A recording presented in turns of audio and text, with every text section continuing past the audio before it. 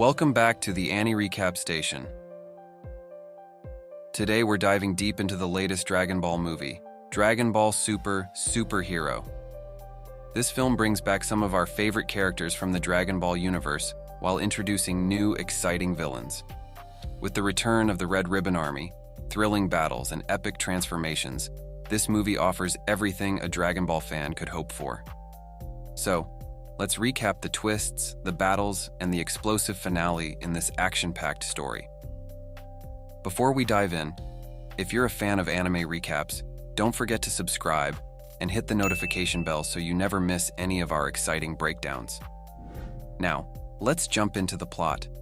It all starts with the return of an old, familiar enemy, the Red Ribbon Army. For those who remember, this villainous organization was originally defeated by Goku when he was just a kid. But like all good villains, they've been secretly rebuilding behind the scenes.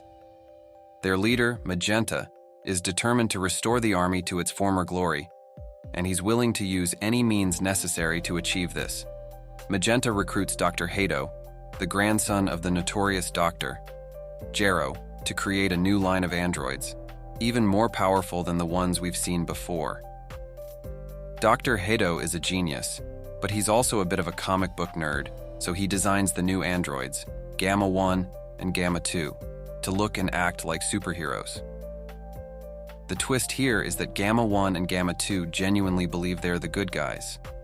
This sets up an interesting dynamic because these androids are programmed to think that Goku and his friends are the real villains. Meanwhile, Goku and Vegeta are off training on Beerus's planet, leaving Earth in the hands of Piccolo. Piccolo has always been one of the most reliable fighters in the Dragon Ball series, and this movie gives him some well-deserved time in the spotlight. When Piccolo notices strange activity from the Red Ribbon Army, he decides to investigate. He infiltrates their base and discovers the creation of Gamma 1 and Gamma 2, as well as the sinister plans for a new ultimate weapon.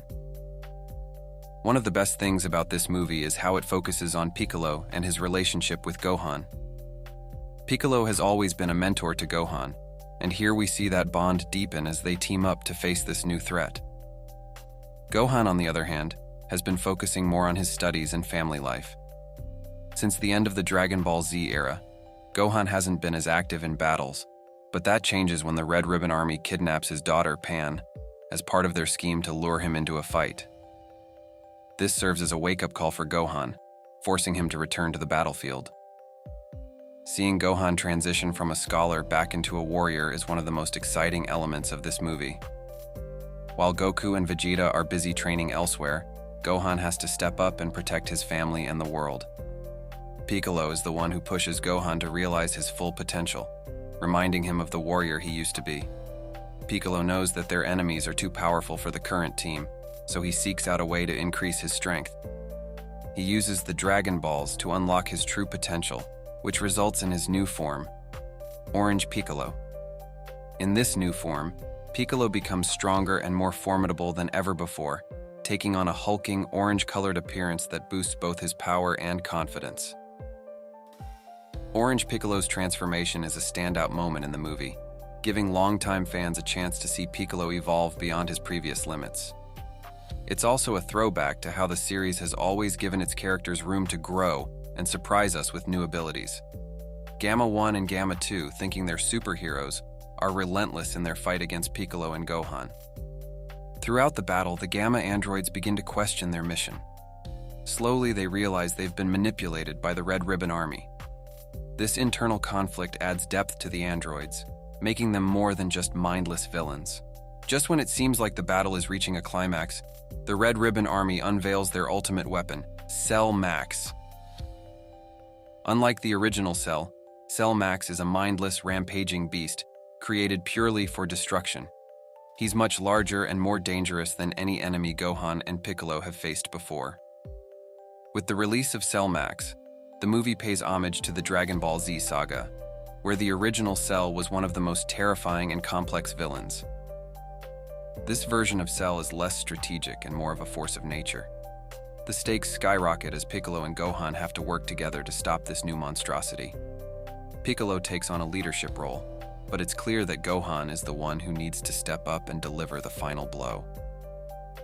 In the final moments of the film, Gohan achieves a brand new transformation, Beast Gohan. This new form is the result of Gohan tapping into his hidden potential, surpassing even his previous Mystic Gohan form. With his new power, Gohan is able to face Cell Max head-on. The animation here is breathtaking, with energy blasts and fast-paced combat that feel both nostalgic and fresh. The battle ends in an epic final blow, with Gohan using a special beam cannon, a move he learned from Piccolo, to finish off Cell Max once and for all. In the end, Gohan's new form and his bond with Piccolo are what saved the day. Dragon Ball Super. Superhero gives fans exactly what they've been waiting for: epic battles, new transformations, and a return to the heart of the series, family and mentorship. Gohan's transformation and Piccolo's rise as a key fighter make this movie a must-watch for any Dragon Ball fan. What was your favorite moment? Let me know in the comments. Don't forget to like, subscribe, and stay tuned for more anime recaps here at the Annie Recap Station.